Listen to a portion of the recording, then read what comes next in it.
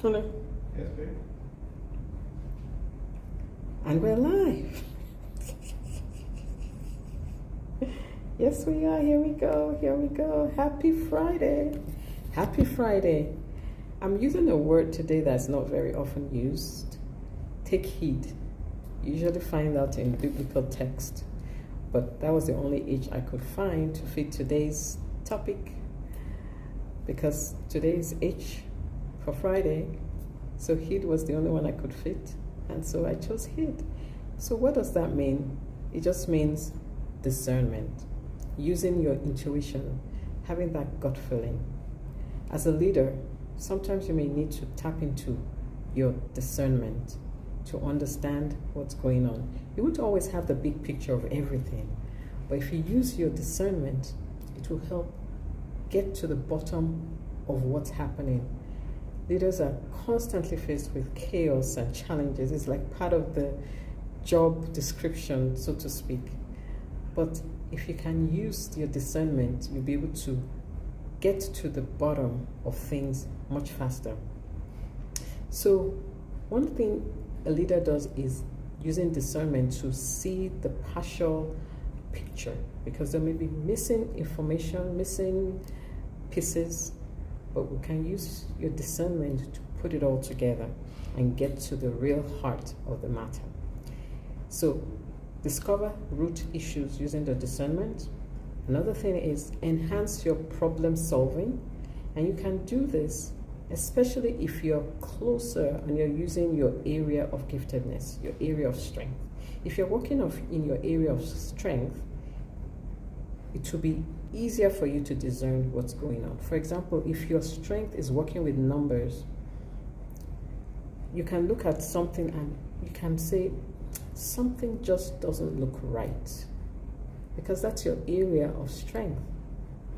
For somebody else, if it's not their area of strength, they'll look at the numbers and say, oh yeah, this looks good.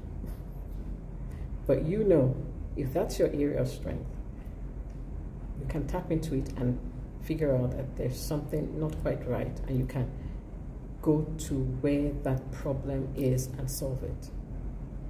So tap into your area of giftedness. If the problem you're looking at is not in your area of giftedness, then find somebody who has that gift or that area of strength, and let them be your eyes to help you see what's going on. And that will help you enhance your problem solving. Next is evaluate your option for maximum impact. And that's because it's not just relying on intuition. You also have to rely on your intellect. So using both your gut feeling, your intuition, and your head to think things through, you can be able to find the best option.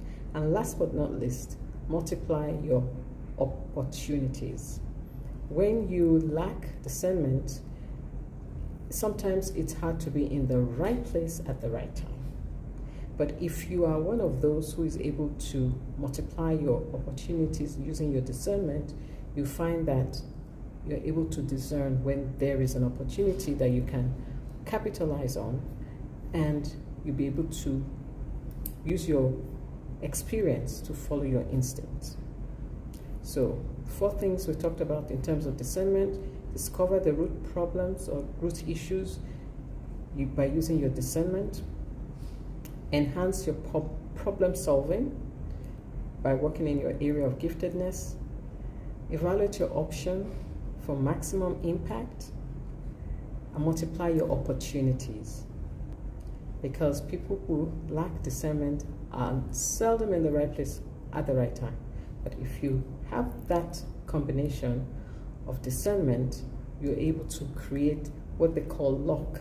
Because of your discernment, you're able to see opportunities and seize opportunities. So take heed to these 4 things and use your discernment to position yourself and your team for success, so that you can all succeed. It's all about team working together and being successful together. It's not one person being the leader, being the one that gets all the credit, but teamwork, working together, making everything happen for the success of the team using discernment. So take it today.